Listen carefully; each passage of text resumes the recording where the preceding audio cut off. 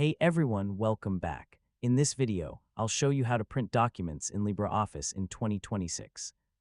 If you want to print your writer documents, spreadsheets, or presentations correctly without layout issues, this guide will help you step by step. First, open your document in LibreOffice. Make sure everything is properly formatted before printing, including text, spacing, and page layout. Next, go to the File menu at the top left corner of the screen and click Print.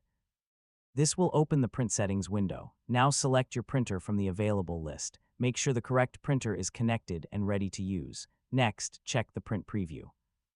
This helps you see exactly how your document will look on paper before printing. Now adjust basic settings like number of copies, page range, and orientation depending on your needs. If needed, open more settings to change paper size, margins, or scaling so your document fits properly on the page. Next, make sure color or black and white mode is selected correctly based on your requirement. Now click Print and wait for the printer to complete the job.